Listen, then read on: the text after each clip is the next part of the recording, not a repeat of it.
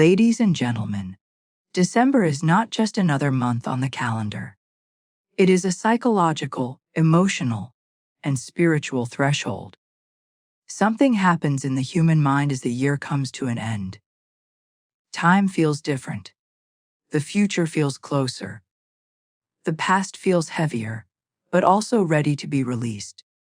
Florence Scovel Shinn taught that time itself carries intention, and certain periods are charged with meaning, because the collective mind is aligned in the same direction. December is one of those periods. It is when endings and beginnings overlap, when consciousness loosens its grip on old patterns, and when the mind becomes unusually receptive to new assumptions. As December moves toward its final days, people unconsciously enter a state of completion. Even those who do not think about manifestation or spirituality feel it. They review their year, measure their wins and losses, and quietly make inner decisions about what they no longer want to carry forward. This inner review weakens resistance. When resistance weakens, manifestation accelerates. This is why intentions set during this time often move faster than intentions set during periods of mental clutter and distraction. Florence Scovel Shinn emphasized that the subconscious mind accepts impressions most easily when the conscious mind is relaxed. December naturally relaxes the conscious mind. The year feels finished. There is less urgency to prove, to chase, to fight. The mind begins to say, "Whatever happens next happens." That subtle surrender is not giving up, it is alignment. And alignment is what allows things to shift quickly. The days leading up to December 25 carry a unique emotional charge. For many people, this time is filled with nostalgia, reflection, hope, and a quiet longing for renewal. These emotions open the subconscious. They soften the rigid mental structures that usually block new outcomes. When Florence spoke about divine order, she was referring to this exact moment, when effort steps aside and expectancy takes over. December creates expectancy naturally. Another reason this window is powerful is because the mind is already oriented toward the future. People think about the coming year, new goals, new versions of themselves. The subconscious does not distinguish between imagination and reality. It only responds to repetition and emotional conviction. When the future is already being imagined, it becomes easier to impress new assumptions into the mind. You are not forcing change, you are riding a wave that is already moving in the right direction. Florence Scovel Shinn taught that words spoken at the right moment carry authority.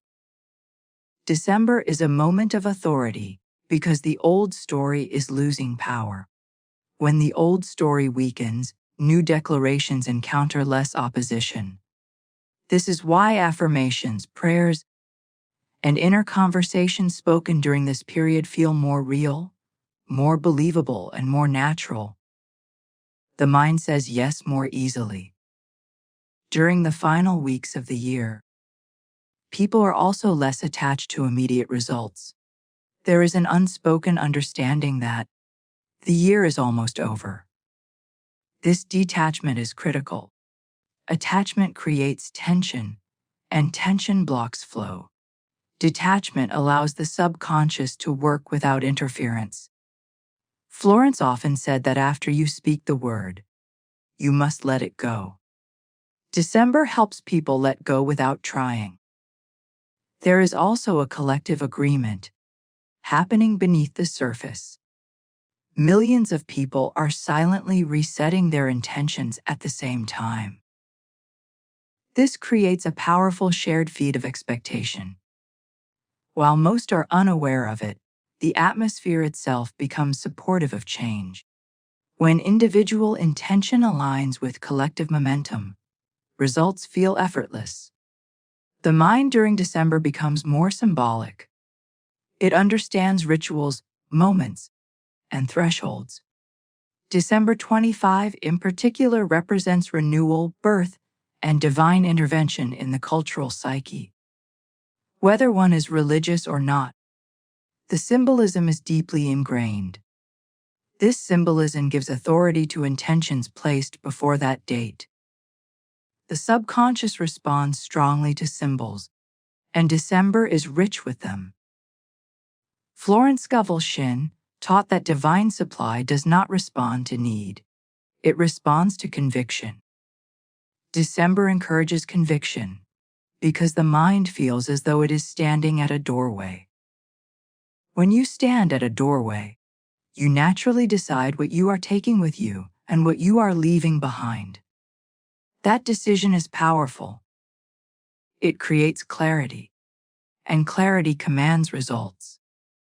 Another overlooked aspect of this time is exhaustion. By December, many people are tired of struggling. That exhaustion, when reframed, becomes surrender. Florence believed that surrender was not weakness, but intelligence. When you stop trying to force outcomes, you allow the unseen to organize events on your behalf. December gently pushes people into this state. The subconscious also responds strongly to finality. The idea that this year is ending creates a sense of urgency without panic. It is not desperate urgency, it is decisive urgency. Decisions made in this state tend to stick because they feel necessary and complete. This is why resolutions formed during this time feel more serious than those made casually during the year. Florence Scovel Shinn often about divine timing being exact. December is exact timing because it closes a cycle. Cycles carry momentum. When one cycle ends, another must begin. Nature itself follows this law. Trees shed leaves before new growth. Fields rest before planting. December is the human equivalent of this pause before renewal. When you speak an intention during this time, you are not starting from zero.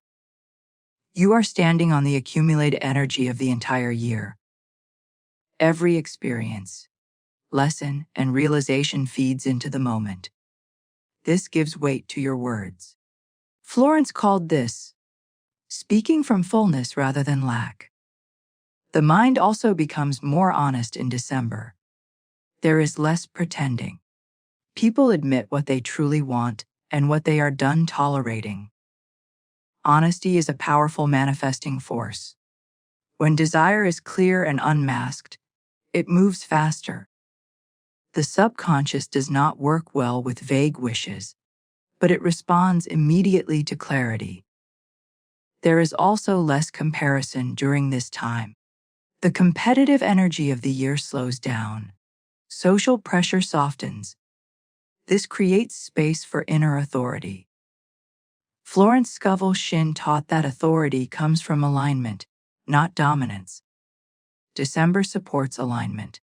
The window before December 25 is particularly potent because it combines reflection with hope. Reflection cleans the mental field. Hope plants the seed. When cleaning and planting happen together, growth is accelerated. This is why even a single thought, spoken with conviction during this time, can initiate rapid shifts. The mistake many people make is waiting for the new year to begin something new. Florence would say that power lies before the threshold, not after it. The decision made before the doorway is what determines what you walk into. December is that doorway. When the mind senses closure, it releases its grip on the past. Memories lose emotional charge. Old fears lose urgency. This emotional neutrality allows new assumptions to settle without resistance. Florence emphasized that feeling is the secret, and December naturally produces the feeling of neutrality mixed with anticipation. This is why small inner shifts during this time can produce large external results. You are not fighting against entrenched beliefs, you are replacing them while they are temporarily loosened. The mind is open, impressionable, and receptive. December also reduces noise. Even when life is busy, there is a sense of pause beneath the surface. That pause is fertile ground. Florence taught that silence after the word is essential. December provides silence without effort. What matters most is not how much you say, but when you say it. December is a when. It is a moment when the subconscious is listening more closely than usual. When you speak from certainty during this time, the words bypass doubt and move directly into assumption. This is why intentions set before December 25 often feel inevitable rather than hopeful. They feel settled. They feel decided. And what is decided in consciousness must appear in form. Florence Scovel Shinn said something that sounds simple, but is dangerously powerful. If understood correctly, your word is your wand. She did not mean this as poetry. She meant it as law. Every word you speak carries direction. Every sentence gives an instruction. Every casual statement becomes an order issued to life itself. Most people think their thoughts create reality, but Florence went deeper. Thoughts are silent drafts. Words are final commands. The moment a thought is spoken, it leaves the private space of imagination and enters the realm of decision. Speaking turns possibility into assumption. The subconscious mind treats spoken words as facts, not opinions. It does not analyze them. It does not argue with them. It accepts them as instructions and begins rearranging reality to match them. Most people unknowingly use their wand against themselves all day long. They speak lack as if it were truth. They speak delay as if it were permanent. They speak struggle as if it were identity. They say things like, money is hard to come by. Nothing ever works out for me. I'm always behind. Or, things never change. These statements may feel harmless, even honest, but honesty without awareness becomes self-sabotage. The subconscious does not hear frustration, it hears law. Florence taught that life responds not to what you want, but to what you declare. Wanting is weak. Declaring is authoritative. When you speak from desire, you stay in desire. When you speak from assumption, you move into fulfillment. This is why words spoken with certainty have disproportionate power. They carry finality. Your word is not powerful because of volume or emotion. It is powerful because it carries identity. Every sentence you speak answers one silent question. Who am I in relation to this? When you say, I can't afford this, you are not describing a situation. You are assigning yourself a role. When you say, I always find a way, you are assigning a different role. Reality adjusts to the role you assign yourself, not to the circumstances you describe. Florence Scovel Shinn emphasized discipline of speech above all else. Not forced positivity, not pretending, but conscious direction. She warned that idle words are not idle at all. They are seeds. Some grow quickly. Others wait quietly for the right conditions, but none are wasted. The subconscious mind has no sense of humor. It does not understand exaggeration, sarcasm, or just talking. It accepts repetition as truth. If a sentence is spoken often enough, it becomes a belief. If it becomes a belief, it becomes behavior. If it becomes behavior, it becomes environment. This is why changing reality does not begin with action. It begins with language. Action follows belief, and belief follows words. Florence taught that the fastest way to change conditions is to change the way you speak about them. Not later, not when things improve, but now. When you speak about money, you are either commanding flow or reinforcing blockage. There is no neutral speech. Saying, "I hope things get better," sounds positive, but hope still implies lack. The subconscious hears, "not yet." Saying, "things are improving," implies movement. Saying, "everything I need come the perfect time," implies completion. Precision matters. Florence did not teach affirmations as wishful thinking. She taught them as verbal law. The reason affirmations fail for many people is not because they do not work, but because they are spoken without authority. Authority comes from consistency, not intensity. A calm, steady word repeated daily carries more power than an emotional declaration spoken once. Your word becomes especially powerful when it is no longer reactive. Most people speak in reaction to circumstances. Florence taught response instead. Reaction gives power to the outer world. Response gives power back to the inner world. When something unwanted appears, and you immediately describe it out loud, you strengthen it. When you interrupt the description and replace it with a declaration, you redirect the outcome. Florence believed that silence was also part of the wand. Knowing when not to speak is as important as knowing what to say. Complaining, explaining, defending, and justifying drain energy from the word. After you speak what you want, you stop discussing it. You let the word work. The most powerful words are spoken casually, not dramatically. When a statement feels normal, the subconscious accepts it easily. This is why saying, "money always finds me," in a relaxed tone is more effective than shouting affirmations while secretly doubting them. Normality is a sign of belief. Florence also taught that words spoken about others return to the speaker.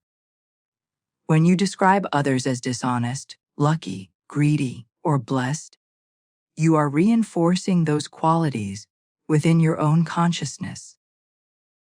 The world you describe becomes the world you live in. The reason many people struggle to change their speech is because words feel tied to truth. Florence challenged this. She taught that truth is not what appears. Truth is what is spiritually real. Appearance is temporary. The word shapes permanence.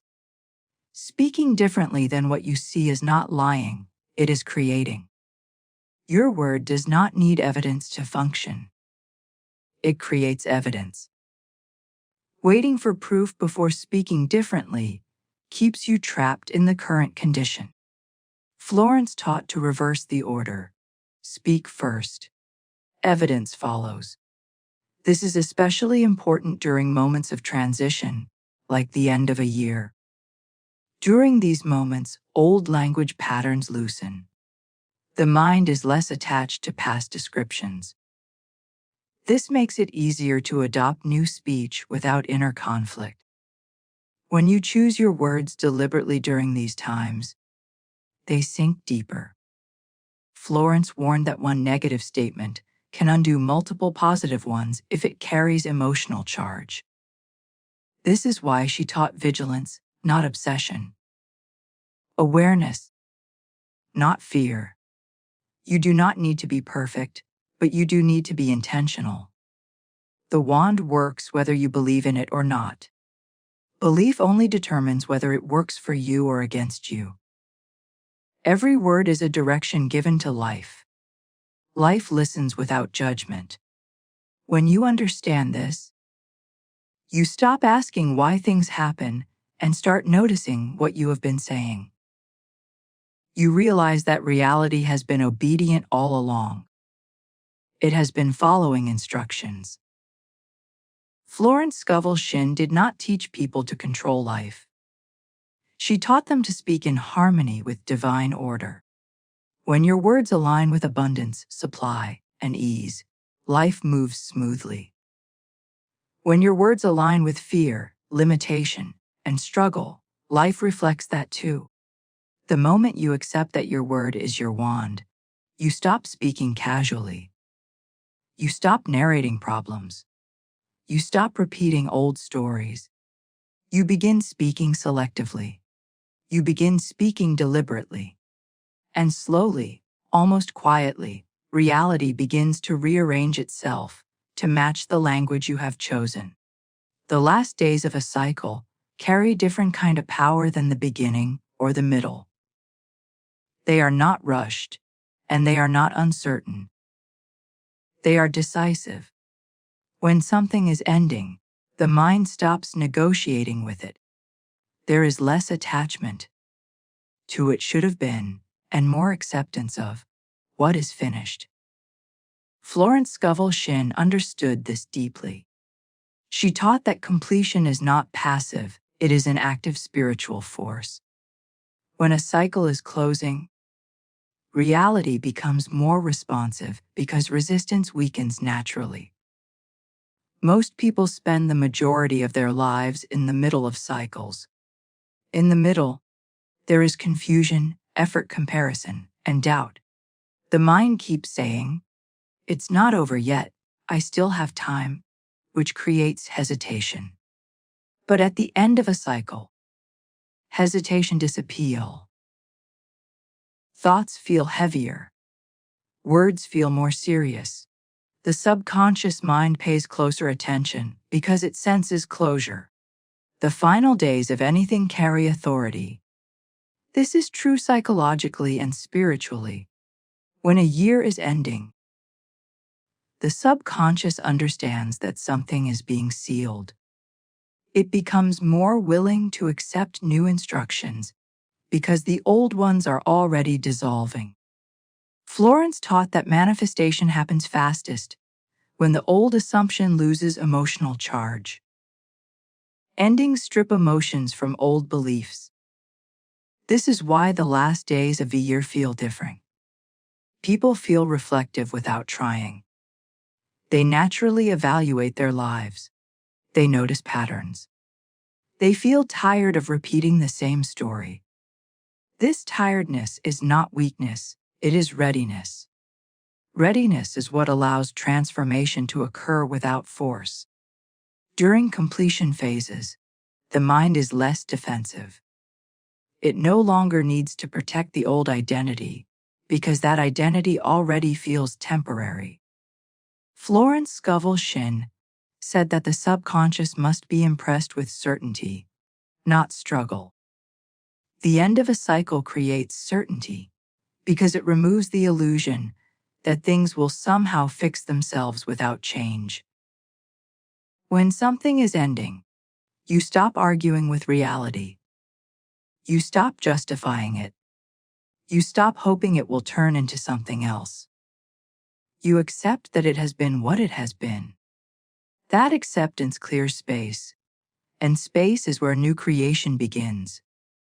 Florence emphasized that divine order works through timing, not effort. The last days of a cycle are divine timing because they close energetic loops. Unfinished emotional business weakens. Old disappointments lose their sting. The mind becomes neutral. Neutrality is powerful because it allows new impressions to land without resistance. In the final days of the year, people also experience a subtle urgency. Not panic, but clarity. The mind says, "If not now, then when?" This question creates momentum. Momentum is what manifestation needs. Florence taught that when desire meets momentum, results appear quickly. Another reason completion phases are powerful is because the subconscious wants coherence. It wants stories to make sense. At the end of a year, the mind looks for meaning. When you introduce a new assumption during this search for meaning, the subconscious incorporates it as part of the story. It doesn't question it, it organizes around it. Florence Scovel Shinn believed that the subconscious is always trying to complete patterns. When you consciously choose a new direction during a completion phase, the subconscious treats it as the natural next chapter. It doesn't resist because resistance belongs to the middle, not the end. The last days of the year also reduce external pressure. The race slows down. Expectations soften. Even ambitious people pause. This pause allows inner authority to surface. Florence taught that authority is essential for manifestation. You must speak as someone who expects to be obeyed.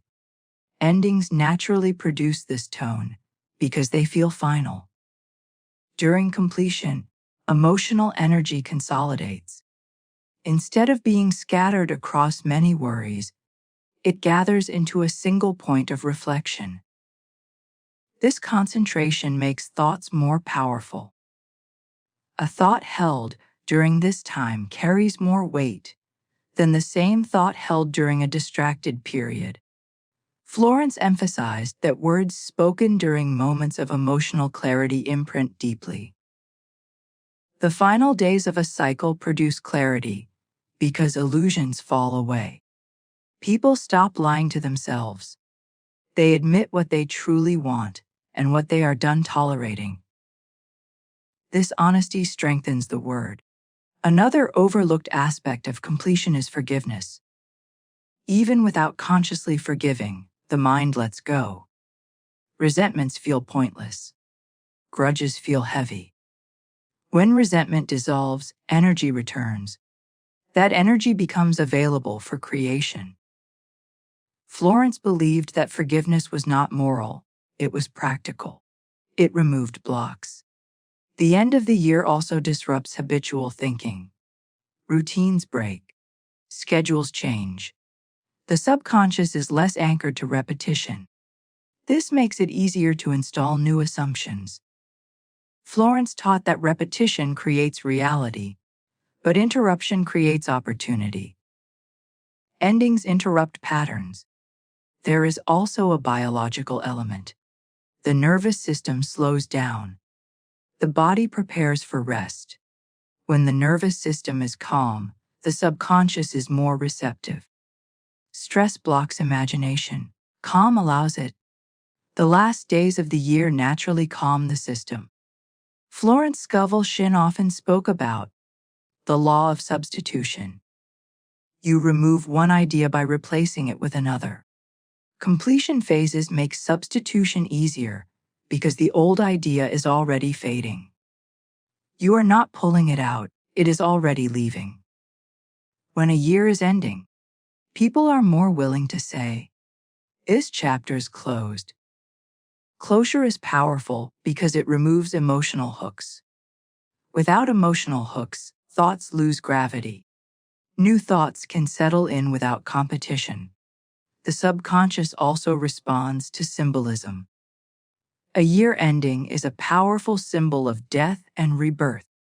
Even people who reject spirituality feel this archetypal shift. Florence understood that symbols speak directly to the subconscious. The end of a year tells the subconscious, change is allowed now. This is why intentions set during the final days often feel inevitable rather than hopeful.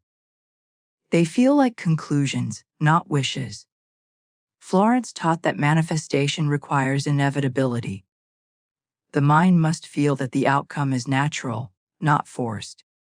Completion creates this feeling naturally. Another reason these days are powerful is because the ego relaxes. The ego thrives on continuity. It wants things to stay familiar. When something is ending, the ego loses leverage. The subconscious becomes less guarded. Florence taught that ego resistance slows manifestation. Endings weaken the ego. The last days also encourage silence. There is less need to explain, less need to argue. Silence amplifies the word. Florence said that after speaking the word, you must enter silence. The end of a cycle provides that silence without effort. There is also collective permission during this time. Society accepts change at the end of a year. People are expected to reset. This social permission removes inner conflict. When change is socially acceptable, the subconscious resists less. Florence Scovel Shinn believed that divine supply moves fastest when there is no contradiction between desire and expectation. During the last days of the year, expectation naturally shifts forward. People expect something new. That expectation creates a runway for manifestation. The power of completion lies in finality. When something feels finished, it no longer competes for attention. Attention is freed. Where attention goes, energy flows. The final days of a cycle free attention. This is why even small decisions made during this time can have long, lasting effects. The subconscious treats them as foundational. Florence taught that foundations determine structure. When a new foundation is laid at the end of a cycle, it supports everything that follows. The mistake many people make is waiting until the cycle fully ends to decide who they want to be next. Florence would say that the decision must be made while the old cycle is still dissolving. That is when the door is open. The last days carry completion power because they are moments of surrender without defeat.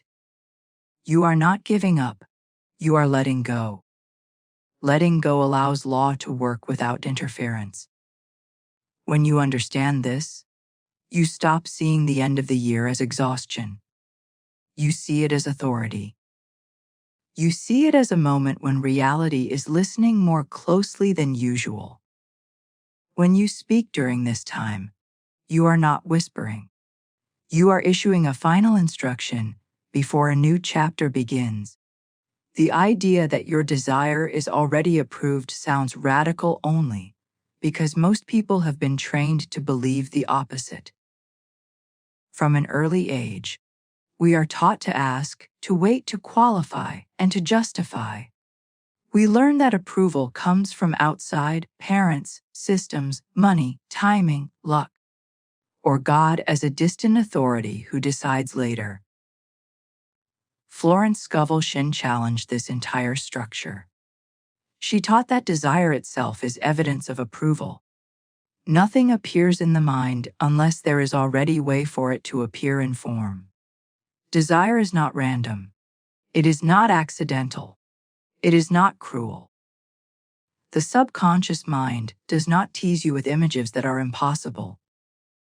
Florence believed that every true desire is a divine assignment. If the idea has reached you, the supply already exists somewhere in the unseen. Approval does not come after belief. Belief comes from recognizing that approval has already happened. Most people live as if life is a negotiation. They think they must convince the universe, persuade God, or prove themselves worthy before receiving. This mindset creates delay because it places the individual in a lower position than their desire. Florence taught that you are not beneath your desire. You are the channel through which it arrives. When she said that divine supply precedes demand, she meant that the answer exists before the question is asked. The moment a desire forms clearly, it is a sign that the pathway is already prepared. What appears missing is not supply, but alignment. And alignment does not mean effort, it means acceptance.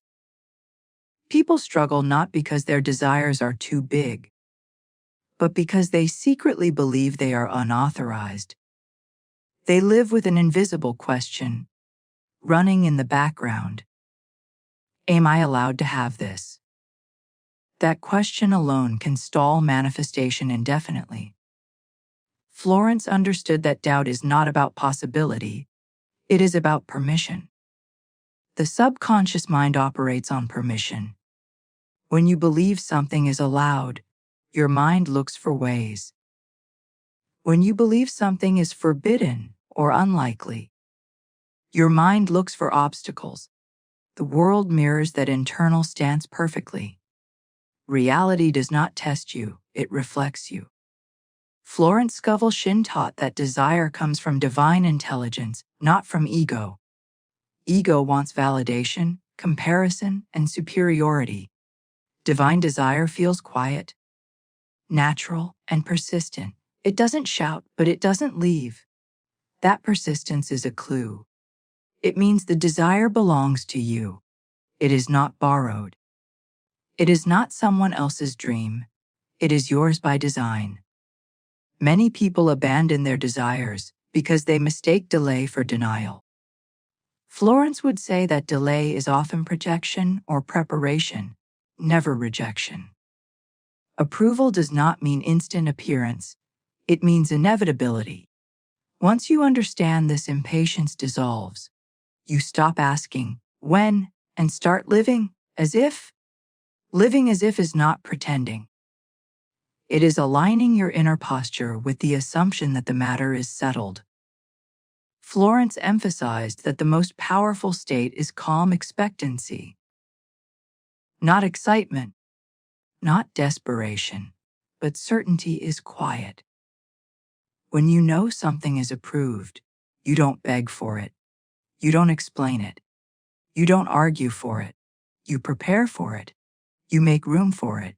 You speak about it differently. Your body language changes. Your tone changes. Your decisions change. Life responds to those changes. One of the reasons people struggle to accept approval is guilt. They feel that wanting more means being ungrateful. Florence rejected this completely. She taught that gratitude and desire are not opposites. Gratitude acknowledges what is, desire allows what can be. Expansion is not ingratitude. Expansion is obedience to life's forward movement. Another reason approval feels difficult to accept is comparison. People look at others and think, if they have it, maybe I can't. Florence taught that supply is not limited. Someone else's success does not block yours. It proves the law works. Approval is not a competition.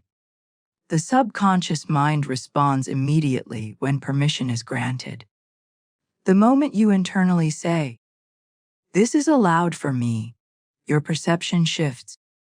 You notice opportunities you previously ignored. You respond differently to situations. You stop dismissing ideas that could help you. This is not magic, it is focus. Florence taught that faith is not believing something might happen. Faith is knowing it is already arranged. That knowing removes anxiety. Anxiety comes from uncertainty. When approval is assumed, anxiety fades. You may still feel impatience, but you no longer feel fear. When you accept that your desire is approved, you stop micromanaging the process.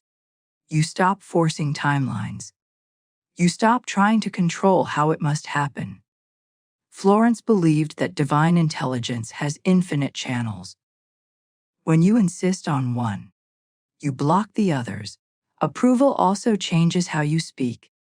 You stop saying, "I hope, expect." You stop saying, "if," and start saying, "when." These subtle shifts are powerful because language trains the subconscious. Florence emphasized speech because speech reveals assumption. Many people ask how to know if a desire is truly approved. Florence's answer was simple. If it persists without effort, it belongs to you. Fleeting wants come and go. Approved desires return again and again, even after disappointment. They wait patiently for acceptance. There is also a moral clarity that comes with approved desire. It does not feel destructive. It does not require harming others. It feels clean. Even if it scares you, it feels aligned. That alignment is the signature of approval. When you reject your desire, you create inner conflict. One part of you moves forward, another pulls back. That conflict drains energy. When you accept approval, energy consolidates. Focus sharpens. Manifestation accelerates. Florence Scovel Shinn often reminded her students that God does not give desire without giving fulfillment. To believe otherwise is to believe in a cruel universe. She rejected that idea completely. Life, in her view, is intelligent, responsive, and cooperative when approached correctly. The shift from, "I want this," to "this is mine to receive," is subtle but decisive. Wanting keeps you reaching. Knowing allows you to stand still. Standing still is powerful because it removes resistance. When approval is accepted, patience becomes easier. You are no longer waiting in doubt. You are waiting in confidence. Confidence does not rush. It trusts timing. Florence taught that timing is part of the gift. Receiving something before you are ready can create loss. Approval includes preparation. One of the greatest transformations happens when you realize you do not need to convince God, the universe, or life of anything. The only permission required is internal. Once granted, external alignment begins naturally. Florence believed that the universe is not testing you. It is responding to you. Tests come from misunderstanding, not from law. When you stop seeing life as a judge, you stop performing. You start receiving. Accepting approval also removes shame. Many people feel ashamed of wanting more money, more freedom, more ease. Florence taught that shame blocks supply. There is nothing spiritual about struggle. Ease is not laziness, it is alignment. When you finally accept that your desire is approved, something settles inside you. The urgency softens, the noise quiets. You feel less desperate to talk about it, less desperate to prove it. That quiet confidence is the state in which things move fastest. Approval does not mean you know how it will happen. It means you know it will happen. That distinction is critical. Knowing how is the mind's job. Knowing that is the soul's job. Florence taught to trust the soul. Once approval is assumed, life rearranges without drama. People appear, ideas surface, opportunities align, not because you forced them, but because you stopped blocking them. The greatest obstacle to manifestation is not lack of belief in possibility, but refusal to accept permission. When that refusal dissolves, the path clears on its own. Most people believe that effort creates results, and on the surface that seems true. You work harder, you earn more, you push, you grind, you survive. But Florence Scovel Shinn pointed to a deeper law that contradicts this entirely. She taught that effort is not the source of results. Alignment is. Effort without alignment produces exhaustion. Alignment without strain produces flow. The reason this feels difficult to accept is because struggle has been normalized and ease has been misunderstood. From a young age, people are conditioned to associate value with difficulty. If something comes easily, it must not be important. If it is important, it must be hard. Florence called this a false belief that blocks divine supply. She believed that the universe does not reward strain, it responds to clarity and conviction. When effort becomes force, it signals mistrust. And mistrust slows everything down. The subconscious mind interprets force as fear. When you push aggressively toward an outcome, you are unconsciously declaring that you do not believe it will come naturally. That declaration creates resistance. Florence taught the cause of delay, not lack of action. Action taken from fear repels. Action taken from certainty attracts.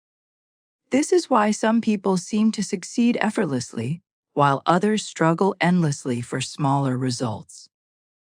It is not intelligence, luck, or even discipline. It is internal agreement. When someone internally agrees that they are meant to have ease, their nervous system stays relaxed. A relaxed nervous system makes better decisions, notices opportunities, and responds instead of reacts. Life meets that state with cooperation. Florence Scovel Shinn emphasized that the universe works through the path of least resistance. When you insist on struggle, you remove yourself from that path. The law does not punish you. It simply bypasses you until you realign. This is why forcing outcomes often backfires. The harder you push, the more life pushes back. Not out of cruelty, but out of balance. Ease is not laziness. Ease is precision. It is acting at the right moment instead of all moments. Florence believed that divine intelligence always provides the exact step needed, but only when the mind is quiet enough to receive it. Noise blocks guidance. Anxiety blocks intuition. Strain blocks timing. Most people confuse waiting with doing nothing. Florence made a clear distinction. Waiting in doubt is stagnation. Waiting in trust is preparation. When you are aligned, you may appear still on the outside, but internally you are shifting. Beliefs are reorganizing. Assumptions are changing. That internal movement is more powerful than external motion without direction. She often spoke about inspired action. Inspired action feels light. It feels not feel urgent. It feels obvious after the fact. When people look back, they say, I don't know why I did that, but it changed everything. That is alignment at work. Forced action feels heavy. Inspired action feels inevitable. Another reason people resist ease is identity. Many people have built their self-worth around struggle. They don't know who they are without it. If life became easier, they would feel undeserving or lost. Florence taught that this identity must be released before supply can increase. The universe will not give you something that would destabilize your self-concept. Alignment requires internal permission to receive. Ease also requires trust in timing. Forcing usually comes from impatience. Impatience is the belief that now is wrong and later is dangerous. Florence rejected this belief. She taught that divine timing is exact, not slow. When something has not arrived, it is because receiving it now would create loss, not gain. The subconscious mind understands safety before abundance. If ease feels unsafe, the mind will block it. This is why affirmations about wealth fail. When someone secretly believes money creates danger, conflict, or responsibility they are not ready for. Alignment requires cleaning up these associations. Florence Scovel Shinn believed that life is fundamentally friendly. This belief changes everything. When you see life as cooperative instead of adversarial, your behavior changes. You stop fighting circumstances. You stop assuming obstacles are personal. You look for openings instead of walls. One of the most misunderstood ideas is surrender. Surrender is not giving up desire. It is giving up control. Control assumes separation. Alignment assumes partnership. When you release control, you allow intelligence beyond your conscious mind to participate. Florence taught that the human mind is limited, but divine intelligence is not. Forcing outcomes limits you to what you already know. Ease also shows up in speech.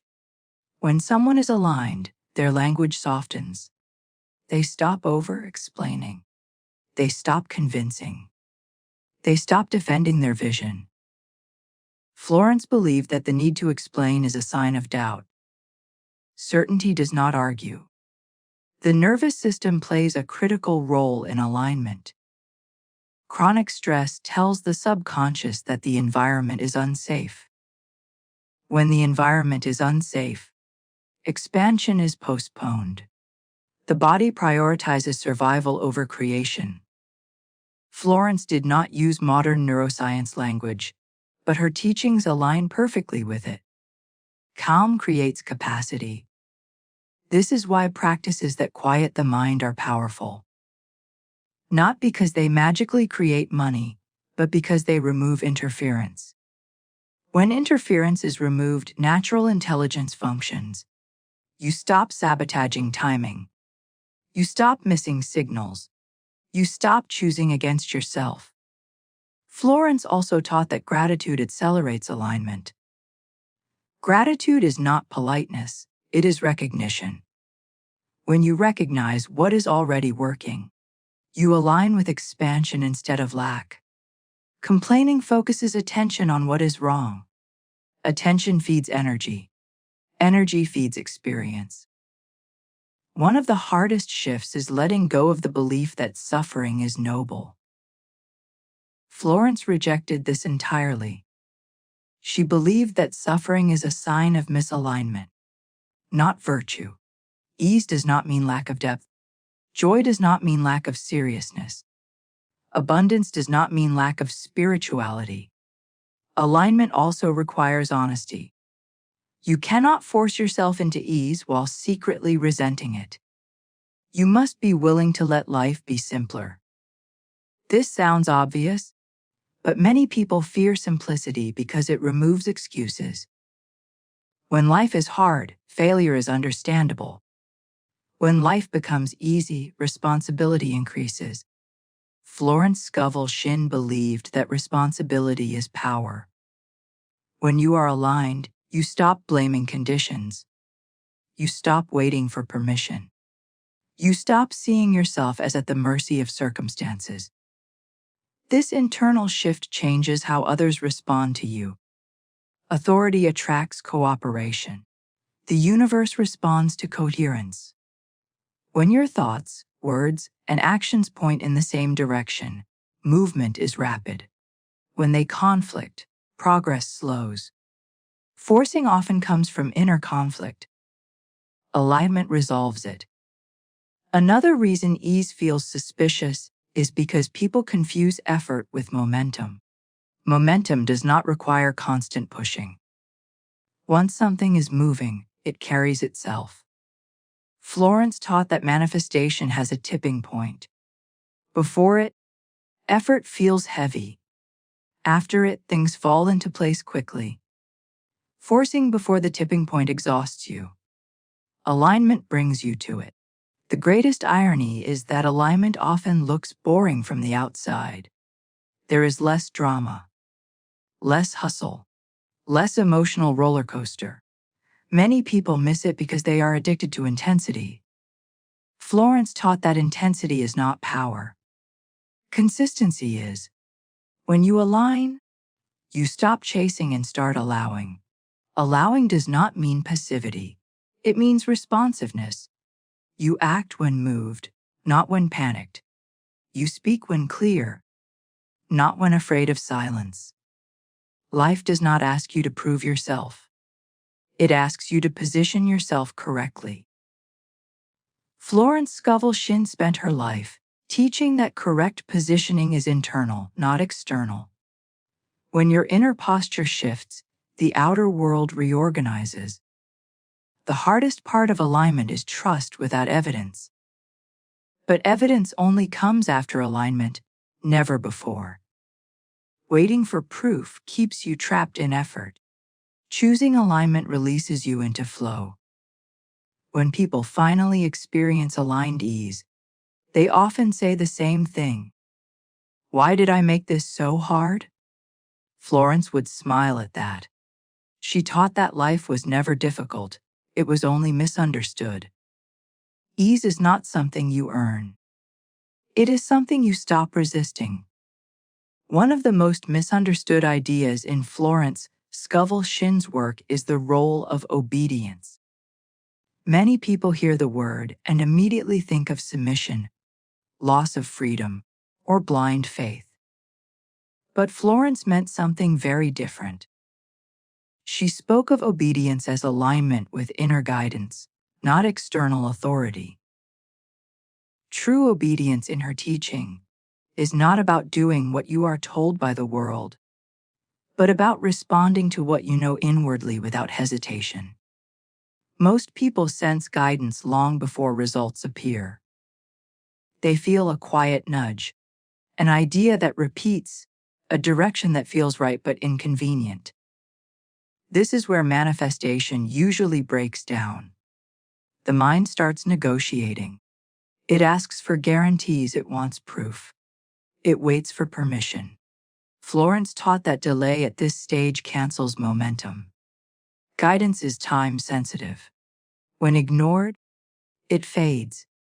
When obeyed, it multiplies. Obedience to inner guidance creates speed.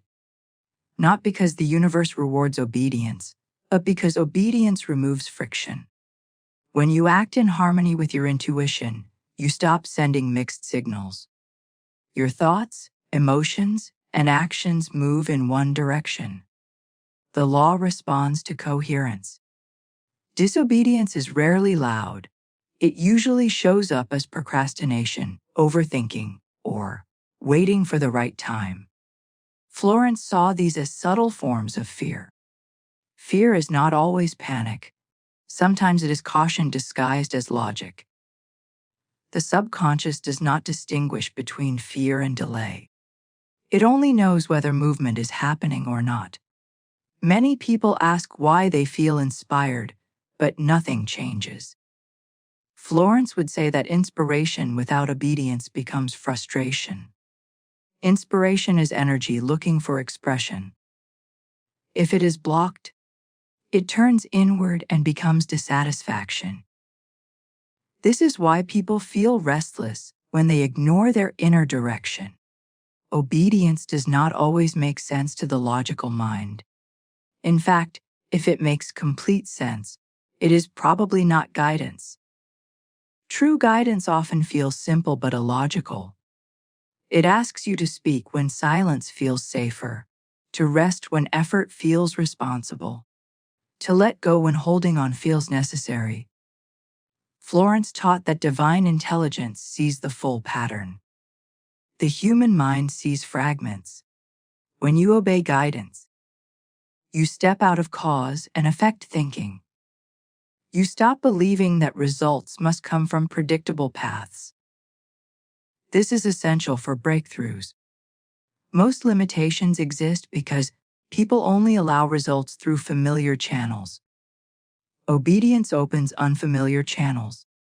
Florence often spoke about the appointed hour. This does not mean waiting passively. It means recognizing when the inner signal arrives and responding immediately. The appointed hour is not marked on a calendar, it is felt. Missing it does not mean failure, but it often means delay. Another reason people resist obedience is fear of judgment.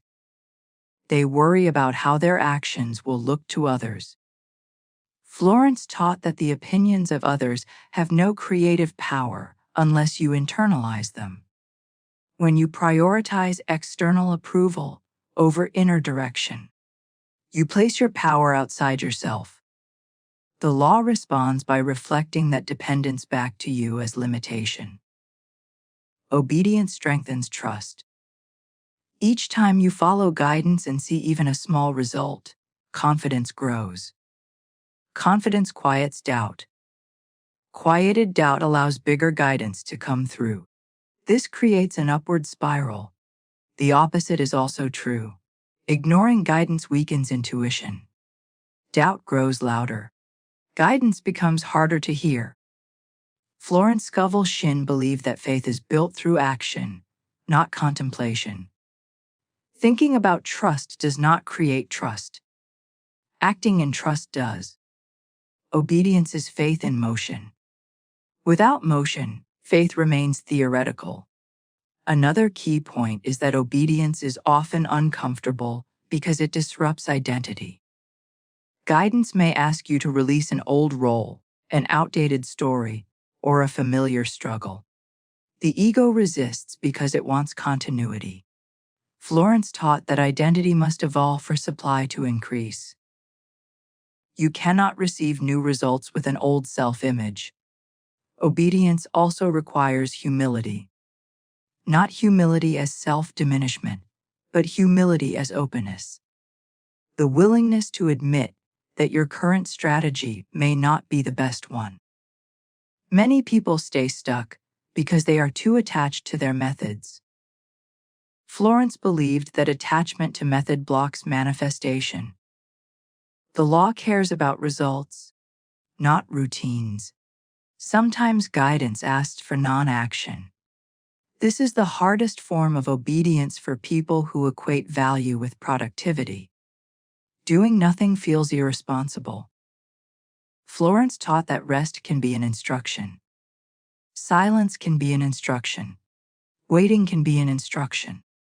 Obedience is not always movement, it is responsiveness. The subconscious mind responds strongly to obedience because it signals trust. Trust tells the subconscious that the environment is safe. When the environment feels safe, expansion becomes possible. This is why forced action from fear rarely works, while small actions taken in trust create disproportionate results. Florence also emphasized that obedience does not require understanding the entire path. You are only responsible for the next step. Demanding the full plan moving is another form of control. Control blocks flow. Obedience allows flow to reveal itself one step at a time. Many people confuse obedience with self-denial. In reality, obedience often leads to greater freedom. When you follow guidance, you stop wasting energy on misaligned paths. You conserve strength. You move efficiently. Florence believed that divine intelligence never wastes effort. The law responds quickly to obedience because obedience removes contradiction. When you say you want something, but ignore the steps toward it, you send conflicting instructions. The universe mirrors that conflict as delay. When your actions match your words, movement accelerates. Another overlooked aspect is timing. Guidance often arrives before circumstances look favorable. Waiting for conditions to improve before obeying reverses the order. Florence taught that obedience creates conditions, not the other way around. Action taken in alignment rearranges circumstances. Obedience also trains discernment. The more you follow true guidance, the easier it becomes to recognize it. Fear-based impulses feel urgent and loud. True guidance feels calm and clear, even if it leads into uncertainty. Florence trusted this distinction deeply. When people ignore guidance repeatedly, they often feel stuck, tired, or confused. This is not punishment, it is misalignment. Energy builds up with nowhere to go. Obedience releases that energy into movement. Florence Scovel Shinn believed that miracles are not random events. They are the natural result of alignment, trust, and response. Obedience is the bridge between knowing and receiving. Without it, teachings remain concepts. With it, they become experience. The universe does not ask you to struggle, sacrifice, or prove yourself. It asks you to listen and respond. When you do, life moves with you instead of against you. There comes a point in every transformation where silence becomes more powerful than effort. Florence Scovel Shinn taught that after the word is spoken and the direction is set, the greatest work is often to stop interfering. Most people fail, not because they do not speak the right words or take the right actions, but because they cannot leave the process alone. They keep checking, correcting, worrying, and adjusting. This constant interference weakens the impression on the subconscious and scatters energy. Silence is not absence. Silence is trust made visible. When you remain silent internally, you signal that the matter is settled. The subconscious mind responds strongly to finality. When a decision feels final, the mind stops revisiting it. Revisiting is what creates doubt. Doubt dissolves momentum. Florence emphasized that once you claim something in consciousness, you must behave as if the claim is complete. That does not mean pretending outwardly. It means not reopening the question inwardly. The moment you mentally ask, "Is it working?" you imply that it might not be. That implication sends a mixed instruction to the law. Most people are addicted to monitoring progress. They want reassurance. They want signs. They want confirmation. Florence taught that looking for signs delays results. Signs follow manifestation. They do not precede it. When you look for signs, you move your attention back to lack. Silence allows the subconscious to work uninterrupted. The subconscious does not operate through logic. It operates through impression. Repetition creates impression, but contradiction erases it. Every time you repeat a desire and then immediately worry, you cancel your own instruction. Florence often advised her students to speak the word and drop it. Dropping it does not mean forgetting. It means releasing emotional attachment. Attachment tightens. Tightness creates resistance. Release creates space. Space allows movement. One of the hardest things for people to accept is that their interference is the problem. They believe that thinking more, planning more, or worrying more will help. In reality, these behaviors signal mistrust. Mistrust creates delay because it tells the subconscious that the environment is unsafe. Silence is also protection. When you stop discussing your intentions with others, you stop absorbing their doubts, opinions, and projections. Florence believed that premature sharing weakens the word. Not everyone is aligned with your vision, and their disbelief can disrupt your focus. Inner silence is especially important after inspired action. When you act on guidance, and then immediately analyze the outcome, you shift from trust to control. Control pulls you out of alignment. Silence keeps you in flow. Florence taught that the mind must rest in assumption. Assumption is not effortful. It is a quiet state of knowing. You do not argue with assumptions. You live from them. When you assume something is true, your behavior naturally aligns with it without conscious effort. Silence also allows emotional residue to clear. When you stop thinking about an issue, the nervous system calms. A calm nervous system is essential for manifestation because stress narrows perception. Narrow perception misses opportunities. Silence widens perception. Another reason silence is powerful is that it prevents overcorrection. Many people change affirmations constantly, thinking variety helps. Florence believed consistency was key. Changing words too often tells the subconscious that you are unsure. Silence allows the original impression to deepen. Florence also warned your process to others. Explanation implies doubt. Certainty does not explain. When you explain, you invite feedback. Feedback invites contradiction. Contradiction weakens focus. Silence does not mean passivity. It means non-interference. You still respond to life. You still take action when prompted. But you do not mentally interfere with the outcome. You do not rehearse failure or success. You allow intelligence to work. The ego struggles with silence because silence removes its role. The ego wants to manage, supervise, and control. Silence returns authority to deeper intelligence. Florence trusted this intelligence completely. She believed it never makes mistakes. One of the most powerful forms of silence is gratitude without commentary. Feeling thankful without explaining why. Appreciation without justification.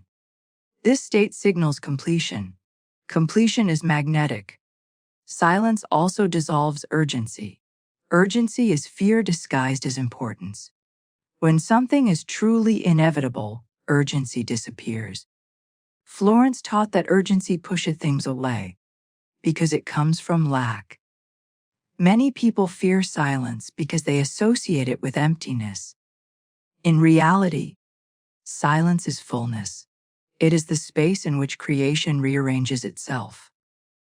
Just as seeds grow underground in silence, manifestations develop outside conscious awareness. Florence compared silence to sealing an envelope. Once sealed, you do not reopen it to check if the message is still inside. You trust the process of delivery. Reopening the envelope repeatedly would delay delivery. The subconscious mind thrives on certainty. Silence communicates certainty more effectively than repeated affirmations. When you stop talking about something, the mind assumes it is resolved. Silence also teaches patience, not passive patience, but confident patience. The kind that does not feel like waiting. Time passes differently when you are not watching the clock. Florence taught that miracles often occur when the individual has stopped thinking about them entirely. Not because they gave up, but because they stopped resisting. Resistance often masquerades as concern. When you remain silent after claiming something, you allow unexpected channels to open. The mind often blocks solutions because they do not fit its expectations. Silence removes those expectations. Another benefit of silence is that it keeps energy intact. Words carry energy. Excessive talking leaks energy. Florence believed that conserving energy accelerates manifestation. Silence also sharpens intuition. When mental noise quiets, guidance becomes clearer. You receive insights effortlessly instead of forcing answers. The final act of faith is silence. Speaking sets direction. Obedience initiates movement. Silence allows completion. Without silence, the cycle remains open. Florence Scovel Shinn understood that the universe does not need reminders. It needs cooperation. Silence is cooperation at its highest level. When you truly trust, you stop talking. And when you stop talking, life listens. At a certain stage in inner work, the focus naturally shifts from getting something to becoming someone. Florence Scovel Shinn made this distinction very clear. Even though she rarely used modern self-development language, she taught that manifestation is not about pulling things towards you. It is about allowing life to respond to who you are being. Circumstances do not respond to wishes. They respond to identity. Most people try to change results without changing self-concept. They repeat words, visualize outcomes, and take action. But inwardly they still see themselves as the same person who struggled before. Florence understood that the subconscious mind is loyal to identity above all else. It will always act to protect and express the image you hold of yourself, even if that image causes pain. Identity is formed quietly. It is not what you say you are. It is what feels familiar. Familiarity creates comfort, and the subconscious prioritizes comfort over happiness. This is why people often sabotage improvement. Not because they want to fail, but because success feels unfamiliar. Florence taught that the work is to make the desired state feel natural before it appears. You do not attract what you want. You attract what you expect. Expectation is identity in motion. When you expect ease, you behave differently. When you expect struggle, you brace yourself. That bracing creates tension. Tension blocks flow. Florence Scovel Shinn believed that the moment you change how you see yourself, the external world must follow. It has no choice. Reality is not independent, it is responsive. The delay between identity shift and visible change is often mistaken for failure. In truth, it is reorganization. Most people underestimate how much they rehearse their old identity internally. They remember past disappointments. They tell the same stories. They emotionally relive old limitations. Each repetition reinforces familiarity. Florence taught that the past has no creative power unless you keep it alive with attention. Letting go of an old identity does not require destroying it. It requires outgrowing it. Growth happens when attention moves forward. Florence emphasized choosing new inner conversations. The way you speak to yourself, when no one is listening, reveals your true identity. If your inner dialogue is full of caution, apology, or justification, you are still identifying with lack. If your inner dialogue assumes support, timing, and cooperation, identity is shifting. The world responds accordingly. One of the reasons identity change feels uncomfortable is because it creates a temporary gap. The old identity no longer fits, but the new one has not fully settled. This gap feels like uncertainty. Florence taught that this uncertainty is a sign of progress, not danger. It means you are no longer anchored to the past. During this phase, people often feel exposed. Without the old story, they do not know how to explain themselves. Florence advised resisting the urge to fill this gap with new labels too quickly. Let the new identity stabilize naturally. Over-definition creates pressure. Identity is reinforced through behavior, but not forced behavior. Forced behavior creates inner conflict. Aligned behavior feels subtle. You choose differently without trying. You respond differently without effort. These small shifts are more powerful than dramatic changes. Florence believed that the most important question is not, "How do I get this?" but "Who would I be if this were already true?" The answer is not a list of actions. Calm, confidence, trust. When you rest in that state, behavior follows naturally. People often ask how long it takes for identity to change reality. Florence would say it happens the moment the change is genuine. Time is only needed for physical rearrangement. The decision itself is instant. The danger is oscillation. Switching back and forth between identities weakens momentum. One moment feeling abundant, the next moment fearing loss. Florence taught that consistency matters more than intensity. A mild assumption held steadily reshapes reality faster than emotional swings. Identity also influences what you tolerate.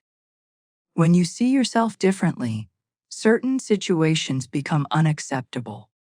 You stop negotiating with what drains you. You stop explaining why you deserve better. You simply move away. This movement signals self-respect. Self-respect attracts support. Florence emphasized that divine supply flows to self-recognition. When you recognize your own value, life mirrors it. When you doubt your value, life reflects that too. This is not punishment. It is correspondence. Another important aspect of identity is timing. When you identify as someone who is always late, things arrive late. When you identify who is supported, support shows up. These patterns seem random until you see the identity underneath. Florence Scovel Shinn believed that the law is exact. It does not misinterpret. It does not exaggerate. It responds precisely to the signal you send. Identity is the signal. Changing identity does not require pretending to be confident when you are not. It requires releasing the story that you are not. Confidence emerges when the old narrative dissolves. Silence helps here. When you stop narrating yourself, space opens for something new. Identity is also influenced by environment. Florence taught that sometimes guidance asks you to change surroundings, routines, or associations. This is not external work, it is identity support. Your environment either reinforces the old self or supports the new one. People often resist changing environments because they fear instability. Florence believed that stability comes from alignment, not familiarity. Familiarity can keep you stuck. Alignment moves you forward. One of the clearest signs of identity shift is reduced reactivity. Things that once triggered you no longer do. This is not because you are suppressing emotion, but because the old identity that reacted is no longer dominant. Florence taught that when identity changes, desire also changes. You stop wanting things to prove yourself. You want things because they feel natural to your new state. This removes desperation. Desperation blocks flow. Another sign of identity change is patience without passivity. You are no longer anxious, but you are not idle. You trust movement even when you cannot see it. This trust is felt by the subconscious as safety. Safety allows expansion. Florence also spoke about inheritance, not in terms of money, but consciousness. You inherit states of mind. You can also reject them. Just because you learned limitation does not mean you must continue it. Identity is not destiny unless you accept it as such. The greatest freedom comes when you realize you can outgrow yourself. The version of you that struggled was not wrong. It was just incomplete. Growth is not betrayal of the past, it is fulfillment of it. When identity shifts, manifestation becomes less dramatic. Things simply happen. You stop being surprised by good outcomes. Surprise implies misalignment. Familiarity implies identity. Florence Scovel Shinn taught that the goal is not to get what you want, but to become someone for whom what you want is normal. When normality is achieved internally, the external world has no choice but to agree. At the deepest level of Florence Scovel, changing is a truth that most people overlook because it feels almost too simple. Life is always responding, never deciding. There is no external judge weighing your worth, no hidden committee approving or denying your future. What you experience is the echo of what you consistently assume to be true. The universe does not question your assumptions. It confirms them. Most people live as if reality is fixed and they must adapt to it. Florence reversed this completely. She taught that reality is fluid, and the inner state is the mold. Once something hardens into form, it appears solid and unchangeable, but it was once an impression, an idea, an assumption. Change the assumption, and the form must eventually follow. The difficulty is not in changing circumstances, but in allowing assumptions to shift.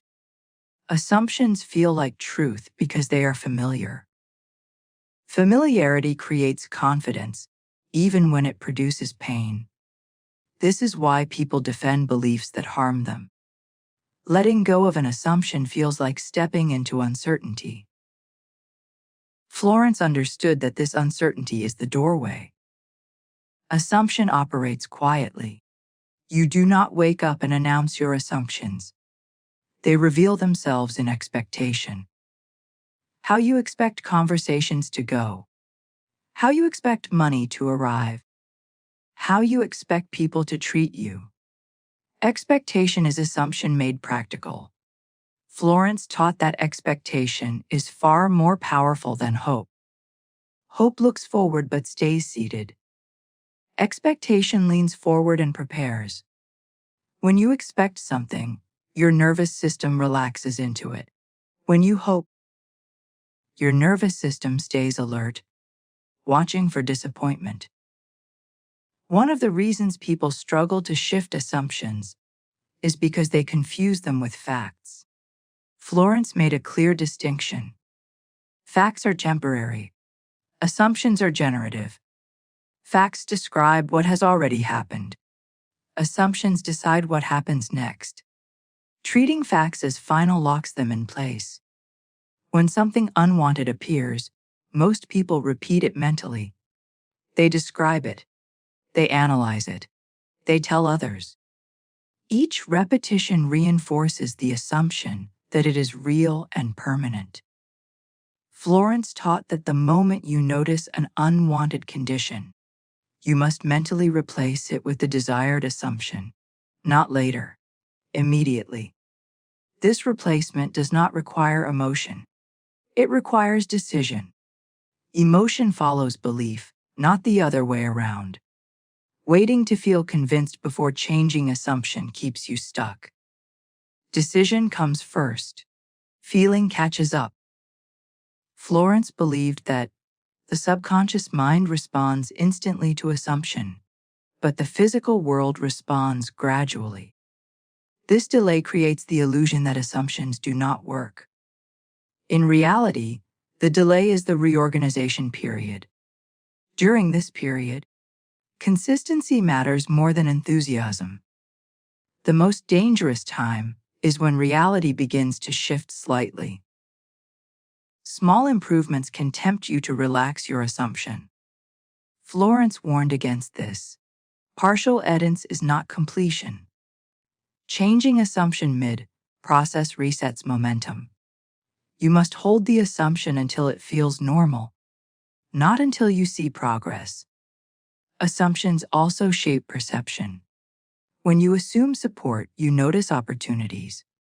When you assume rejection, you notice obstacles.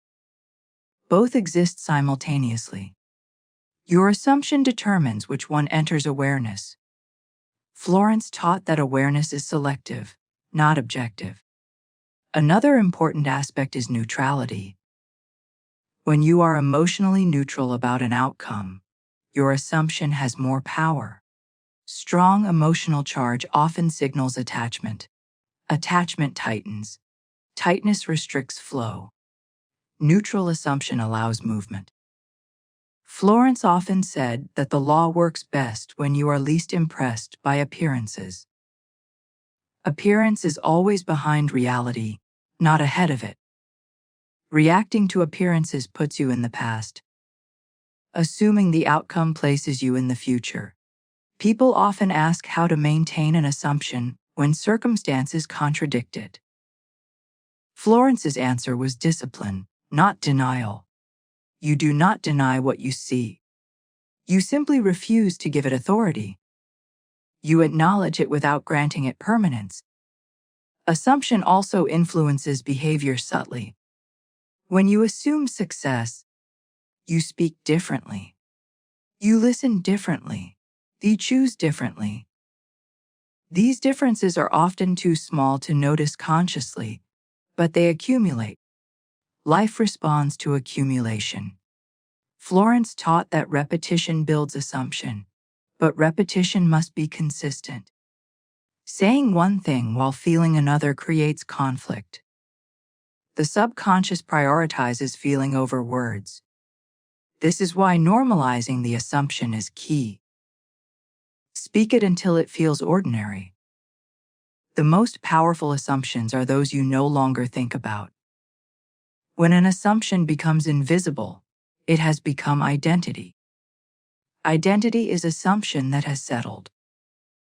At that point, reality reflects it effortlessly. Many people struggle because they keep trying to convince themselves. Convincing implies doubt. Florence to decide instead. Decision closes debate. Debate keeps the door open to old assumptions. Assumptions also affect timing. When you assume delay, delay appears. When you assume immediacy, opportunities compress. This does not mean forcing speed. It means removing the belief that things must take long. Florence believed that divine law is exact, not flexible. It does not sometimes work. It always works. When it appears not to, it is because conflicting assumptions are operating simultaneously. One part of you assumes success, another assumes failure. Reality reflects the dominant one.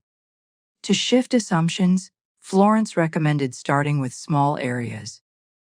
Prove the law to yourself. Build confidence.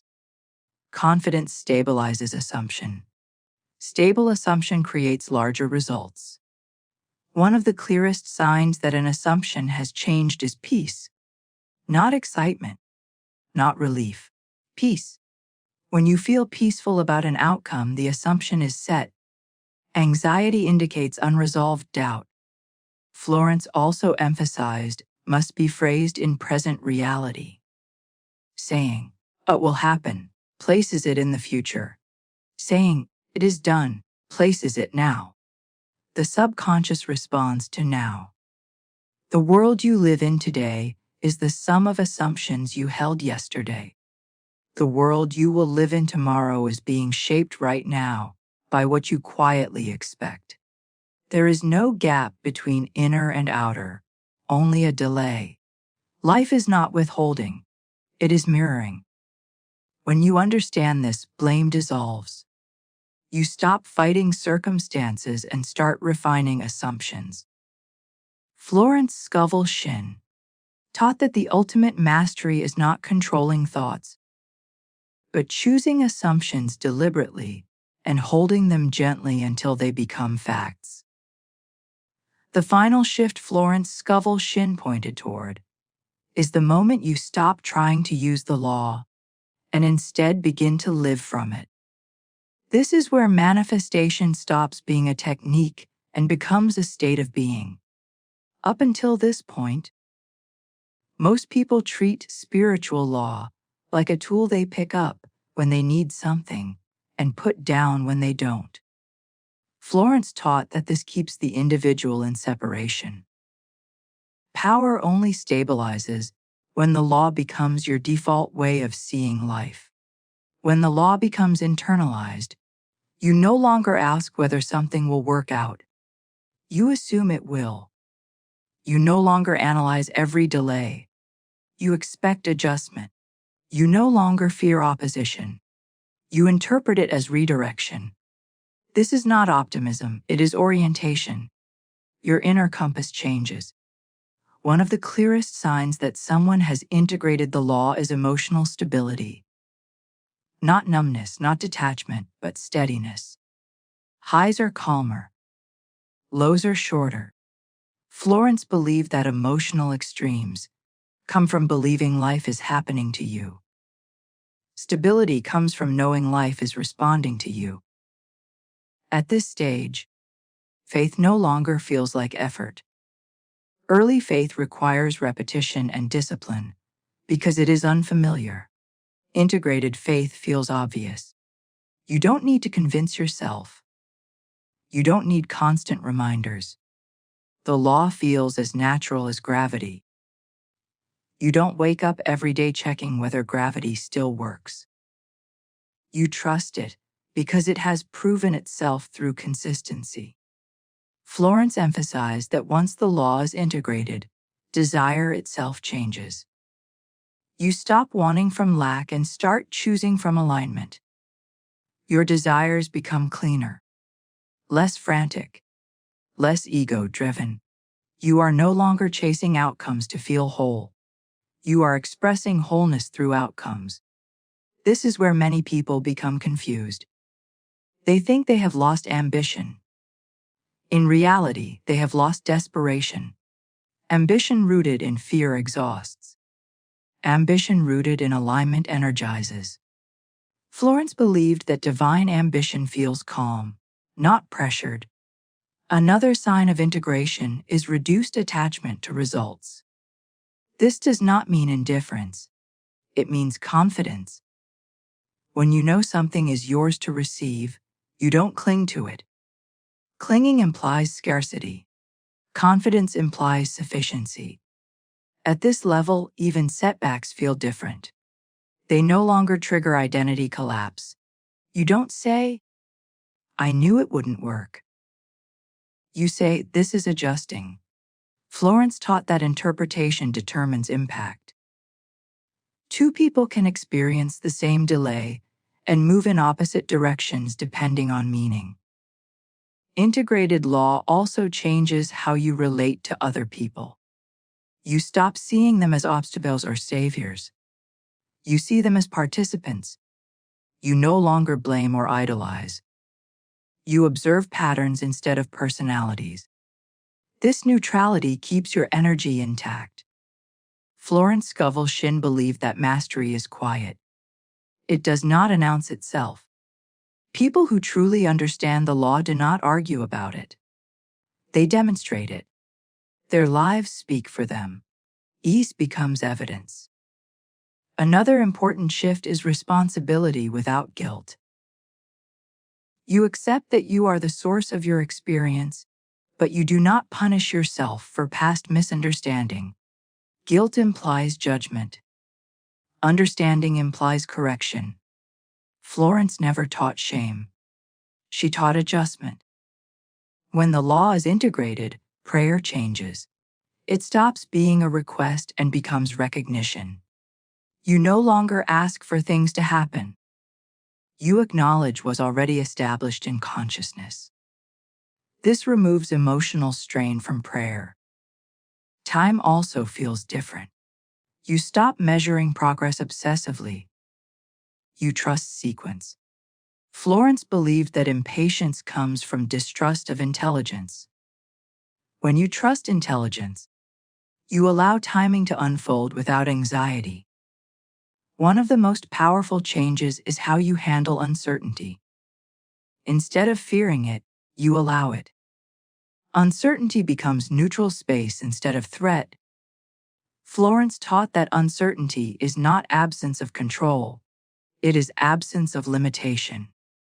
Integrated living also brings discernment. You stop forcing alignment with things that no longer fit. You release relationships, habits, and goals without drama. You don't need justification. Alignment makes choices obvious. Another subtle shift is language. You speak less about what you want and more from what you expect. Your words simplify. Excess explanation disappears. Florence believed simplicity was a sign of alignment. At this stage, gratitude becomes automatic. Not because you are trying to be grateful, but because resistance has dropped. When resistance drops, appreciation surfaces naturally. Appreciation accelerates flow. Fear does not disappear completely, but it loses authority. It becomes information instead of command. You listen to it without obeying it. Florence taught that fear is a signal, not a ruler. Integrated law also removes the need for comparison. You stop measuring your path against others. You trust your timing. Comparison implies doubt in individuality. Florence believed divine order is personal, not competitive. Perhaps the most important change is trust in self. Not ego confidence, but inner reliability. You trust your decisions. You trust your perceptions. You trust your corrections. This self-trust stabilizes everything else. When the law is fully integrated, manifestation feels less like creation and more like permission. You are no longer building a life, you are allowing one. Effort reduces. Resistance dissolves. Cooperation increases. Florence Scovel Shinn did not teach people how to get more. She taught them how to stop blocking what was already moving toward them. Integration is the end of seeking and the beginning of living. At this point, life stops feeling like a series of tests and starts feeling like a dialogue. You speak, life responds. UDF mirrors. There is no battle, only correspondence. This is not perfection. Challenges still arise, but they no longer shake your foundation. You understand that the law is not something you occasionally use. It is something you live from. At the highest level of understanding, Florence Scovel Shinn's work stops being about changing circumstances and becomes about ending inner division. Most people live divided lives. One part of them believes in possibility, while another quietly prepares for disappointment. One part speaks faith, while another rehearses fear. This inner split is subtle, but it is the primary reason results feel inconsistent. The law responds to unity, not intention. Inner division creates mixed signals. The conscious mind may say, "I believe," but the subconscious whispers, "Be careful." Life listens to the louder voice, and the louder voice is usually the one backed by emotion and habit. Florence taught that the real work is not convincing the mind, but harmonizing it. When thought, feeling, and expectation align, resistance disappears. Most people think doubt is intellectual. Florence understood it as emotional memory. Doubt is not logical disagreement. It is stored experience. The subconscious remembers what hurt before and tries to protect you from repetition. This protection often looks like hesitation, caution, or overthinking. Florence never judged this. She taught how to move beyond it. Unity begins when you stop arguing with yourself. Instead of forcing belief, you gently withdraw attention from fear-based narratives. Attention feeds reality. What you starve loses strength. What you feed grows. Florence emphasized this principle again and again, though often in different language. One of the most powerful shifts happens when you stop asking, "Why hasn't this happened yet?" That question assumes something is wrong. It positions you as waiting outside fulfillment. Florence would replace that question with a quiet assumption. This is rearranging. No emotion. No urgency. Just orientation. Orientation matters more than affirmation. You can repeat positive statements all day, but if your orientation is toward lack, nothing changes. Orientation is where you stand internally. Are you leaning forward anxiously or standing calmly? Florence taught that calm standing is a sign of inner unity. Another aspect of unity is releasing the need to understand everything. The mind wants explanations because explanations create the illusion of control. But control is not the same as trust. Florence believed that trust accelerates results precisely because it removes interference. When you trust, you stop micromanaging the process. Many people delay their good by constantly reviewing their past. They analyze what went wrong, who failed them, and what they should have done differently. Florence taught that the past has no authority unless you consult it. Consultation keeps it alive. Unity requires forward focus. Unity also changes how you handle contrast. When something unwanted appears, you no longer panic or collapse. You simply note it and reaffirm direction. Florence taught that contrast is feedback, not failure. It shows you where alignment is still settling. One of the clearest signs of inner unity is simplicity. When you are divided, everything feels complicated.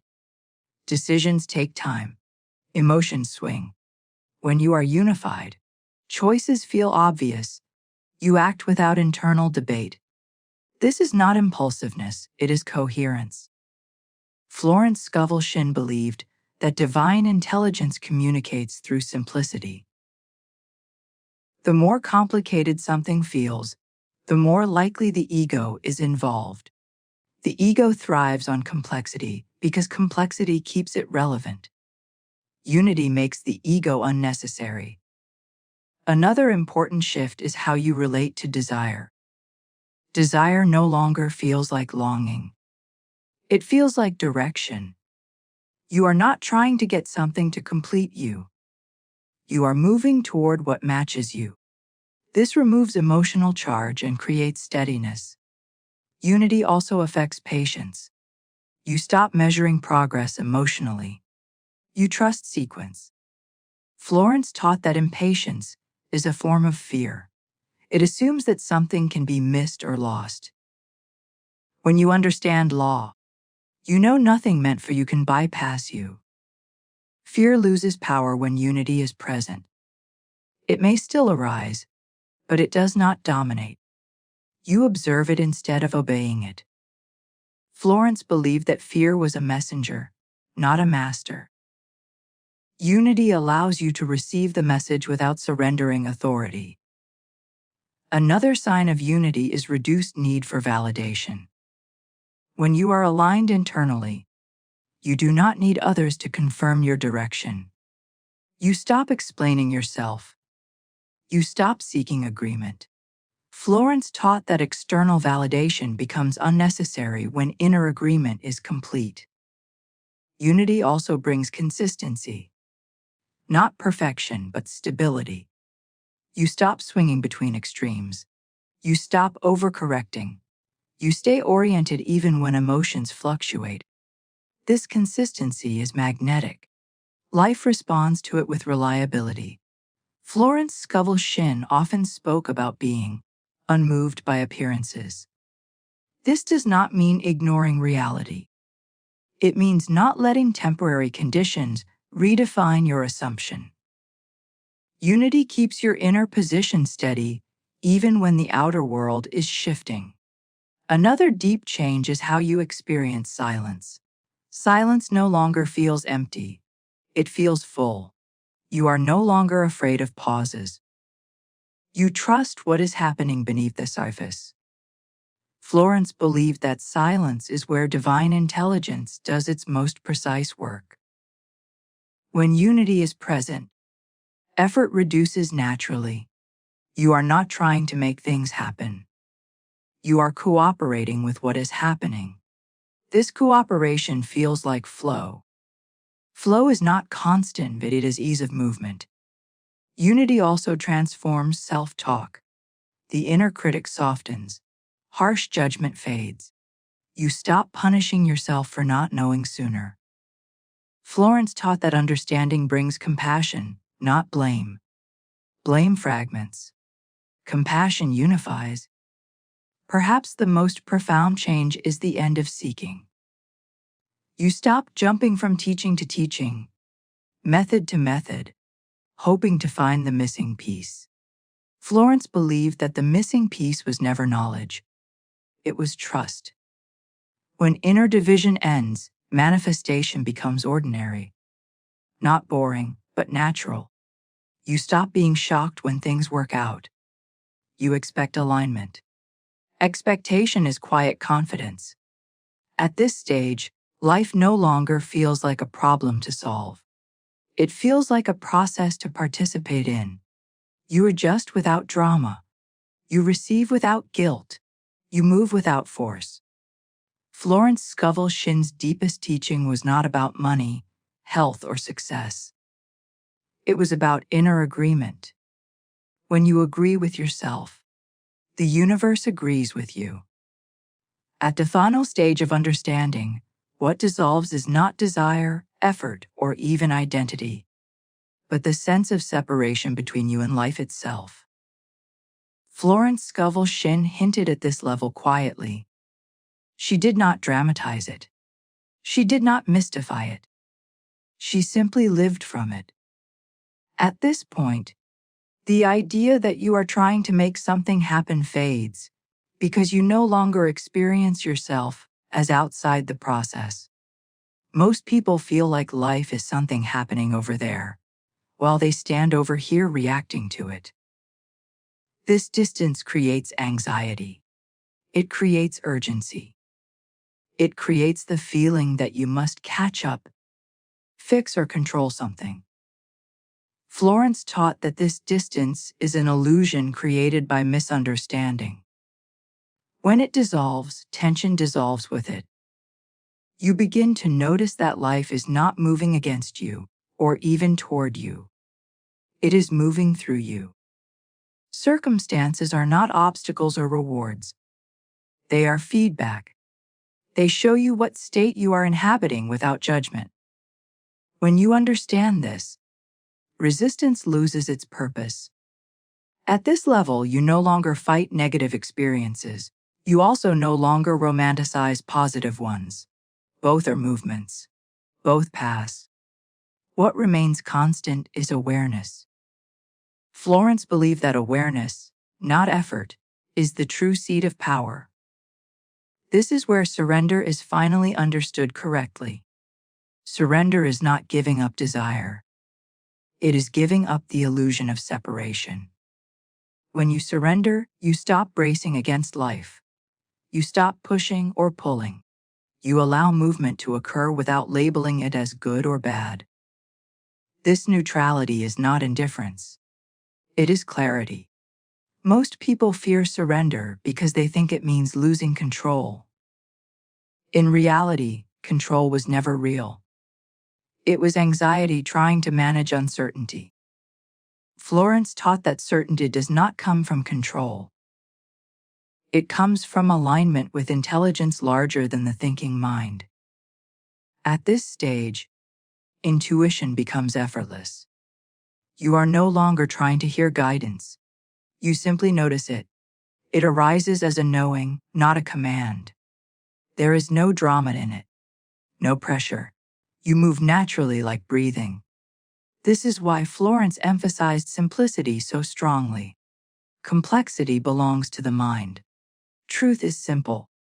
You also stop personalizing outcomes. Success does not inflate you. Failure does not diminish you. Both are information. When outcomes lose their emotional charge, you gain freedom. Freedom allows flow. Flow produces results without strain. Another major shift is how you experience time. Time no longer feels like something running out or something you must beat. It feels like sequence.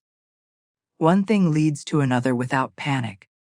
Florence believed that impatience is born from the belief that something can be taken from you. When you trust order, that belief disappears. You also stop asking whether you are doing things right. Right and wrong belong to moral judgment. Alignment and misalignment belong to awareness. When you are misaligned, you feel it immediately. When you are aligned, you don't need confirmation. The body knows. The mind quiets. At this level, the need to manifest specific things often softens. Not because you don't want them, but because you trust that what matches you will arrive. Desire becomes directional rather than urgent. You move toward experiences instead of chasing outcomes. Florence Scovel Shinn believed that this state was not rare or reserved for mystics. It was natural. Children experience it before conditioning teaches them to separate themselves from life. The work is not becoming something new, but unlearning what distorted perception. You also stop fearing mistakes. Mistakes lose their identity as threats. They become corrections. Florence taught that life corrects gently when you stop resisting. Resistance turns correction into pain. Acceptance turns it into adjustment. Another quiet change is the disappearance of comparison. When you no longer see yourself as separate, comparison makes no sense. You do not measure your path against others because there is no competition in flow. Each expression is unique. Florence rejected the idea that life is scarce. Scarcity only exists in divided perception. Language also simplifies at this stage. You speak less about yourself. You explain less. You justify less. Words are used functionally, not defensively. Silence becomes comfortable. Silence is no longer empty, it is alive. You also notice that fear still arises, but it does not dominate. Fear becomes a signal rather than a stop sign. You feel it, acknowledge it, and move anyway if alignment remains. Florence never promised a life without fear. She promised a life where fear no longer decides. Perhaps the most profound shift is that gratitude is no longer practiced. It is lived. You are grateful not because things are perfect, but because resistance has dropped. When resistance drops, appreciation surfaces naturally. At this level, manifestation is no longer a topic. It is a side effect. Things happen. You know to adjust. There is no obsession with outcomes because trust has replaced monitoring. Florence Scovel Shinn did not teach detachment from life. She taught intimacy with it. When separation dissolves, intimacy remains. You feel involved without being entangled. You care without clinging. You move without forcing. Life stops feeling like a problem to solve and starts feeling like a rhythm to move with. When you move with it, effort becomes unnecessary. Not because you are passive, but because you are aligned. This is not the end of growth. Growth continues. But it is no longer driven by lack. It is driven by expression. You are not becoming worthy. You are expressing what was always present. At this point, the law is no longer something you apply. It is something you recognize in motion everywhere, and recognition itself becomes peace. At this stage, what finally dissolves is the need to arrive anywhere. Florence Scovel Shinn never framed fulfillment as a destination, because destinations imply lack before arrival. Instead, she pointed to a way of being in which fulfillment is the ground you stand on, not the prize you chase. When this is understood, striving relaxes without ambition disappearing. Ambition simply changes its source. Most people live with an invisible pressure in the background of their lives. A quiet sense that something is missing, something needs to be fixed, or something must happen before they can truly rest. Florence taught that this pressure is not created by circumstances, but by misunderstanding identity. When you believe you are incomplete, every desire feels urgent. When you recognize completeness, desires feel expressive instead of corrective. At this level, the mind no longer asks, "What do I need to become?" It asks, "What wants to move through me?" This subtle shift changes everything. Becoming implies deficiency. Expression implies abundance. Florence believed that life is always expressing itself through individuals, not testing them. One of the clearest signs of this understanding is the absence of inner resistance. You no longer fight yourself. You no longer argue with your feelings. You allow emotions to rise and fall without attaching identity to them. Sadness does not mean failure. Joy does not mean permanence. Both are movements, not definitions. This removes fear of regression. Many people worry that if they stop striving, they will fall backward. Florence taught that regression only occurs when identity is tied to effort. When identity is rooted in alignment, rest does not equal loss. It equals integration. At this stage, discipline transforms. It is no longer about forcing habits or controlling behavior. It becomes natural consistency. You do what aligns because misalignment feels uncomfortable, not because you are afraid of consequences.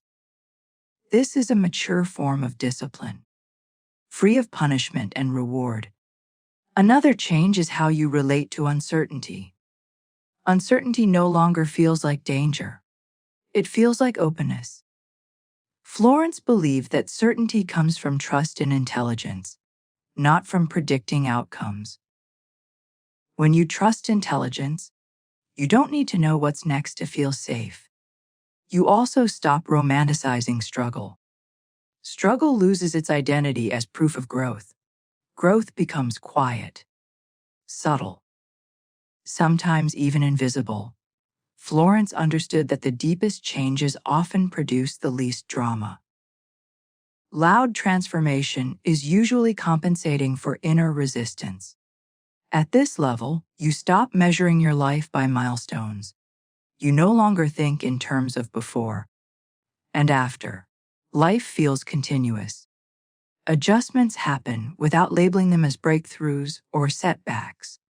This continuity creates peace. Peace, in Florence's teaching, was never passive. It was alert, present, and responsive. Peace is not the absence of movement. It is movement without friction. When friction disappears, effort decreases and effectiveness increases. Another subtle shift is how you experience desire fulfillment. When something you wanted arrives, it doesn't shock you. It feels familiar. This familiarity is not boredom, it is recognition. Recognition means alignment was already present before form appeared. Florence taught that surprise often signals misalignment. When good things feel surprising, it means they were not assumed. When they feel natural, assumption was already in place. At this stage, positive outcomes feel normal. You also stop fearing loss, not because loss never happens, but because you no longer equate loss with emptiness. You trust that movement continues. Florence believed that what truly belongs to you cannot be lost, only transformed. Another important change is the end of spiritual performance. You stop trying to appear enlightened, positive, or evolved.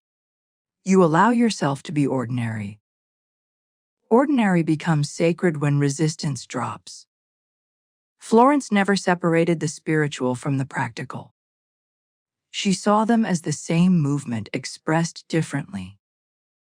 You also notice that teaching stops being something you do and becomes something you embody. People learn from how you respond, not from what you explain. Florence's own life reflected this. She taught through example more than instruction. At this stage, gratitude deepens into appreciation. Gratitude often comes after something good happens. Appreciation exists regardless of outcome. It is a quiet respect for the process itself. Appreciation stabilizes the nervous system and keeps perception open. Another profound shift is the end of self-surveillance. You stop monitoring your thoughts obsessively. You trust your orientation. When an unhelpful thought appears, it passes without panic. Florence taught that mastery is not the absence of negative thoughts, but the absence of fear around them. The sense of time pressure also dissolves. You no longer feel behind. You no longer feel late. You trust sequence. Florence believed that anxiety about time comes from believing life is linear instead of intelligent. Intelligence cannot be late. You also stop trying to convince others of your perspective. When understanding stabilizes, persuasion feels unnecessary. You allow people to be where they are. This allowance frees energy. Florence taught that what you resist persists, including in others. Perhaps the most important realization at this stage is that nothing was ever withheld. What felt like delay was alignment unfolding. What felt like absence was preparation. What felt like struggle was misunderstanding correcting itself. This does not mean life becomes perfect.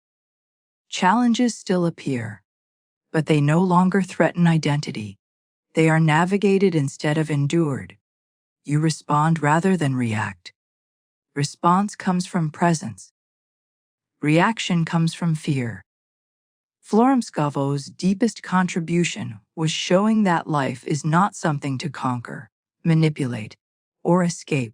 It is something to cooperate with. Cooperation does not require effort. It requires awareness. When awareness becomes stable, seeking ends naturally. Not because you have everything, but because you trust movement. Trust replaces grasping. Curiosity replaces fear. At this point, you are no longer practicing a philosophy. You are living an orientation. The law is not something you remember to apply. It is something you recognize operating continuously. And in that recognition, striving dissolves, effort softens, and life begins to move with you instead of around you. At this point, what fades almost completely is the need to define yourself through outcomes. Florence Scovel Shinn pointed quietly toward this freedom, even when she spoke about very practical things like money, success, or health. Beneath all of it was one core idea: you are not your results.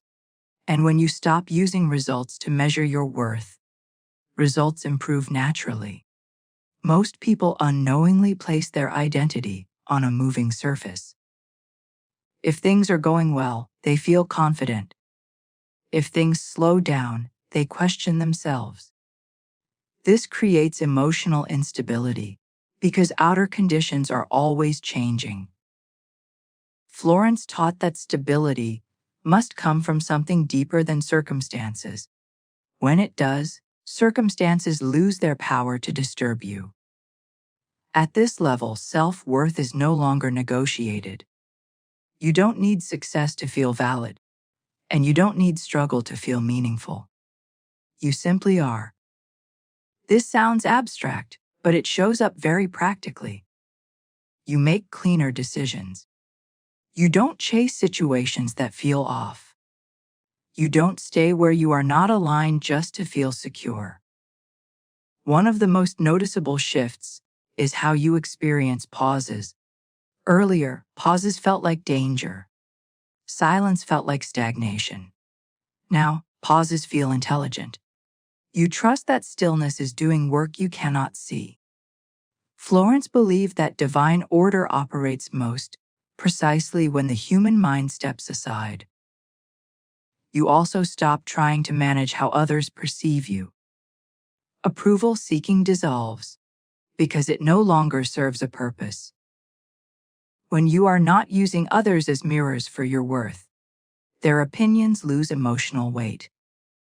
This frees enormous energy. Florence understood that approval seeking is one of the biggest drains on creative power. Another subtle but powerful change is how you relate to mistakes. Mistakes no longer become stories about who you are. They are simply information. You adjust without self-punishment. Florence, that self-attack is a misuse of imagination. Correction works faster than criticism. At this stage, faith is no longer something you practice in moments of stress. It is woven into perception. When something unexpected happens, your first instinct is not fear but curiosity. You ask, "What is this showing me?" instead of, "Why is this happening to me?" That single shift changes everything. You also notice that your desires feel quieter, not smaller but calmer. There is less emotional noise around them. This quietness allows them to move faster, because urgency is no longer blocking the path. Florence taught that calm expectation is the most magnetic state. Another important change that you stop needing guarantees. You move forward without demanding certainty. Not recklessly, but confidently. You trust your ability to adjust. This trust makes life feel safer, even when outcomes are unknown. At this level, gratitude no longer feels like a practice you remember to do. It becomes a background tone. You are not grateful because everything is perfect. You are grateful because resistance has dropped. When resistance drops, appreciation surfaces on its own. You also stop seeing challenges as interruptions. They become part of the rhythm. Florence believed nothing truly aligned arrives without some form of refinement. Refinement is not punishment, it is calibration. Another shift is how you experience effort. You still work. You still act. But effort no longer feels like pushing against something. It feels like participation. When effort feels cooperative instead of combative, exhaustion disappears. You also become less interested in proving anything. Proving implies doubt. When you know internally, demonstration replaces explanation. Florence herself rarely defended her teachings. She let results speak. At this stage, you no longer feel the need to constantly improve yourself. Growth still happens, but it happens organically. You refine without rejecting who you are. Self-improvement turns into self-expression. You also notice that time feels kinder. You are no longer racing it or resisting it. You trust sequence. You understand that nothing real is missed. Florence believed that anxiety about time comes from believing life is random instead of intelligent. Another deep change is the way you experience connection. Relationships become less transactional. You are no longer trying to get something from others to feel complete. This makes connection cleaner, lighter, and more honest. You also stop fearing stillness. Silence no longer feels empty or awkward. It feels alive. Florence taught that silence is where intuition becomes audible. At this level, manifestation stops being the focus entirely. Life simply works. Things arrive, adjust, leave, and return without drama. You stop tracking results obsessively. You live. Perhaps the most profound realization is that nothing was ever wrong with you. Nothing needed fixing. What needed changing was misunderstanding. Once misunderstanding dissolves, effort becomes unnecessary. Florence Scovel Shinn's teachings ultimately point here, not to a life without desire, but to a life without strain, not to control but to cooperation, not to achievement, but to alignment. When alignment stabilizes, life feels less like a task and more like a conversation. You listen, you respond, you adjust. There is no finish line because there is no race. And in that simplicity, something remarkable happens. Life begins to feel supportive, not because circumstances are perfect, but because resistance is gone. At the final level, what settles is a deep, unshakable sense of inner permission. Not permission granted by success, approval, or evidence, but permission to exist fully, to receive fully, and to trust life without conditions. Florence Scovel Shinn's teachings quietly lead here, even when she spoke about money, health, or opportunity. Beneath every instruction was this truth: life responds best when you stop withholding yourself from it. Most people move through life with a subtle form of self-denial. They delay joy until things improve. They delay confidence until results arrive. They delay peace until certainty appears. Florence understood that this delay is the true block. When you postpone being, you postpone receiving. Life mirrors the postponement exactly.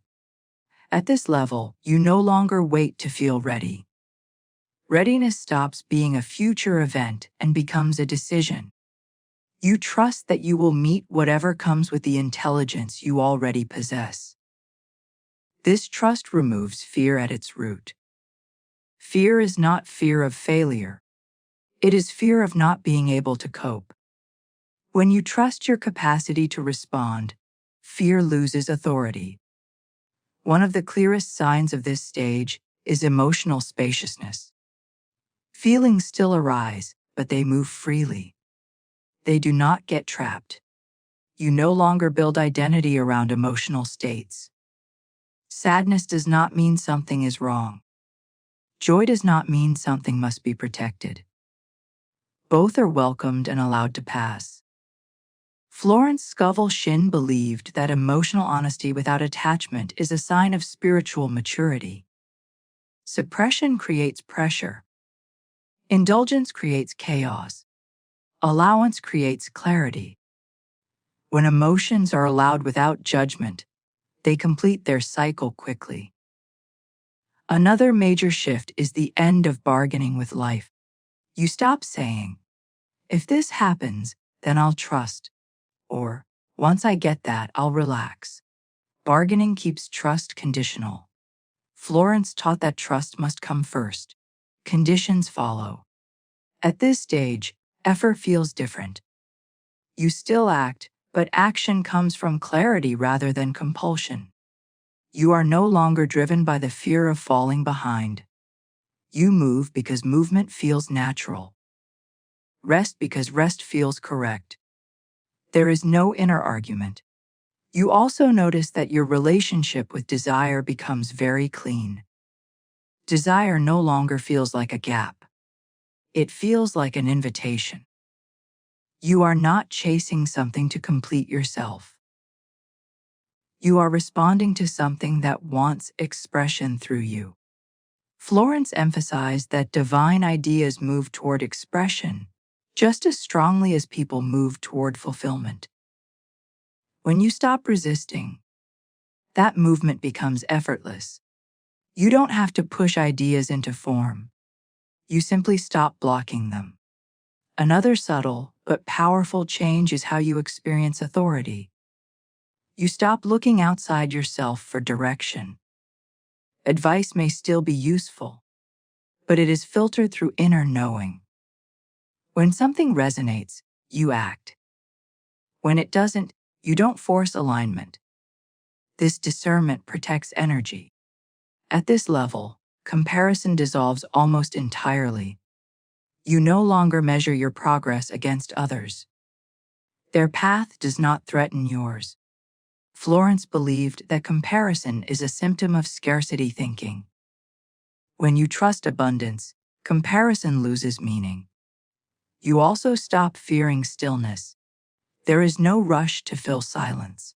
Silence becomes supportive rather than uncomfortable. In silence, insight arises naturally. Florence taught that intuition speaks softly and is easily drowned out by mental noise. Another sign of integration is humor. You begin to take life less personally. Situations that once felt heavy now feel navigable. This lightness is not dismissal, it is perspective. Florence understood that seriousness often hides fear. Lightness indicates trust. At this stage, gratitude deepens into reverence. You are not grateful only when things go your way. You appreciate the intelligence behind the unfolding, even when outcomes surprise you. This appreciation stabilizes faith beyond circumstance. You also stop seeing life as a series of lessons you must endure. Growth continues, but it feels organic. You are no longer trying to extract meaning from pain. Meaning reveals itself naturally when resistance ends. Another profound shift is the end of self-correction through shame. When you notice misalignment, you adjust gently. There is no self-attack. Florence taught that kindness accelerates transformation more than discipline ever could. Time also loses its grip. You stop feeling late, behind, or pressured. You trust sequence. You understand that what is aligned cannot miss you. Anxiety about time dissolves when trust is present. At this level, manifestation becomes almost irrelevant as a concept. Things happen, adjust, arrive, and leave without obsession. You are no longer tracking results to prove the law works. You know it does, because you see it everywhere. The greatest freedom here is the end of inner resistance. You are no longer fighting yourself, your past, or life. When resistance ends, energy flows naturally. When energy flows, life cooperates. Florence Scovel Shinn's work was never about controlling reality. It was about removing the inner blocks that prevent reality from responding. When those blocks dissolve, life does not need to be forced. It responds automatically. You are no longer waiting for permission to live fully. You are no longer preparing for some future moment of worthiness. You stand where you are, open, available, and aligned. And from that place, life does it has always been waiting to do, meet you exactly where you stand and move forward with you. Thank you.